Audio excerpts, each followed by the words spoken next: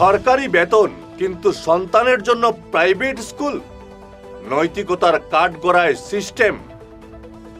ভিআইপিদের সন্তানরা সরকারি স্কুলে পড়লেই কি ফিরবে দিন? জবাব খুঁজছে বরাক উপত্যকা।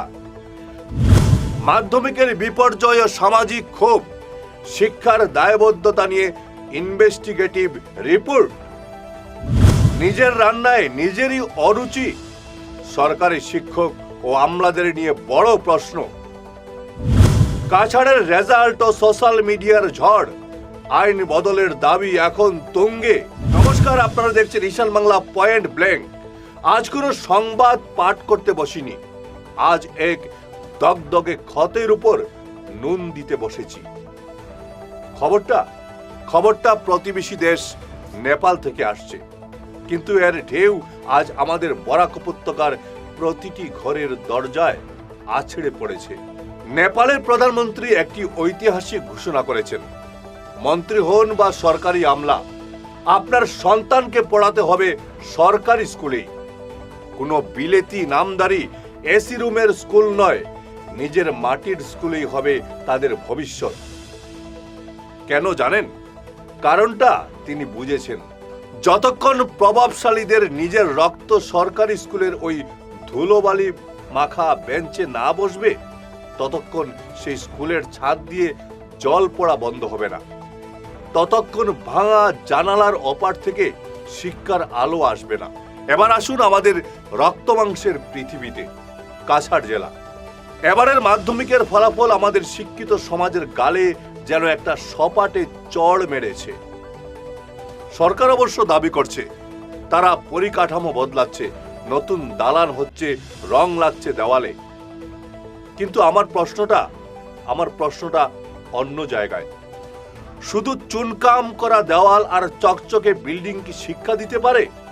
ইট পাথর সিমেন্ট দিয়ে ঘর বানানো যায়, কিন্তু সেই ঘরে শিক্ষার পরিবেশ গড়ার দায়িত্ব তো রক্তমাংসের মানুষের। যদি ক্লাসরুমে শিক্ষক না থাকেন, যদি সময় মতো পড়াশোনা না হয়, তবে কোটি কোটি টাকার ওই দালানগুলো কি কেবল ভুতুড়ে আস্তাবল হয়ে পড়ে থাকবে না? আমি ব্যক্তিগত আক্রমণে বিশ্বাস করি না।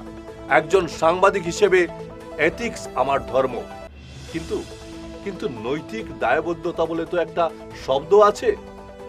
যে সিস্টেমের অন্ন আপনি গ্রহণ করছেন, সেই সিস্টেমের ওপর আপনার নিজেরই যদি বিন্দুমাত্র আস্থা না থাকে, তবে সাধারণ মানুষের কাছে আপনি কোন বিশ্বাসযোগ্যতা নিয়ে দাঁড়াবেন?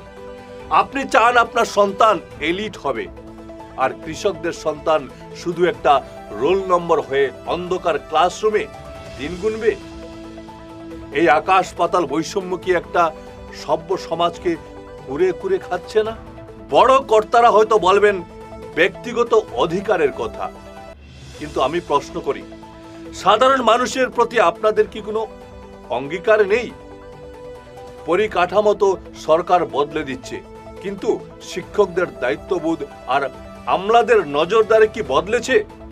কল্পনা করুন তো, যেদিন আমাদের জেলা শাসক কিংবা কোনো প্রভাবশালী জনপ্রতিনিধির সন্তান ওই সরকারি বেঞ্চে বসে অঙ্ক কষবে, সেদিন কি কোনো শিক্ষক ক্লাসে না এসে থাকতে পারবেন? সেদিন কি কোনো পঠন পাঠনে ফাঁকি দেওয়ার সাহস হবে কারো? হবে না, কারণ তখন লড়াইটা আর অন্যের বাচ্চার থাকবে না, লড়াইটা হয়ে দাঁড়াবে নিজের বাচ্চার অস্তিত্ব রক্ষার। কাছাড়ের এই ভরাডুবি কোনো আকস্মিক দুর্ঘটনা নয়, এটা দীর্ঘ অবহেলার এক বিষাক্ত ফল। আমরা প্রতিবেশী দেশের প্রশংসা করি, কিন্তু তাদের সাহসটুকু ধার করতে পারি না। আজকের এই বিতর্ক যেন শুধু স্ট্যাটাস আপডেটে আটকে থাকে না। এই প্রশ্নটা আজ আপনার, আমার, প্রতিটি অভিভাবকের। তবে আজ আমি একা নই, জবাব দিতে হবে আপনাদেরও। আপনারা কি মনে করেন নেপালের মতো ওই বৈপ্লবিক আইন আমাদের এখানে আসা উচিত? শুধু বিল্ডিং বানালেই কি হবে, নাকি শিক্ষক ও কর্মচারীদের দায়বদ্ধতা নিশ্চিত করতে তাদের সন্তানদেরও সরকারি স্কুলে পড়া বাধ্যতামূলক করা দরকার? আপনাদের সুনিশ্চিত মতামত কমেন্ট বক্সে নির্ভয়ে জানান। আপনাদের এই প্রতিধ্বনি হয়তো পারে পচে যাওয়া সিস্টেমের শেকল ভাঙতে। মনে রাখবেন, প্রশ্ন না করলে উত্তর পাওয়া যায় না। ভালো থাকুন, সুস্থ থাকুন আর দেখতে থাকুন ঈশান বাংলা পয়েন্ট ব্ল্যাঙ্ক। ধন্যবাদ।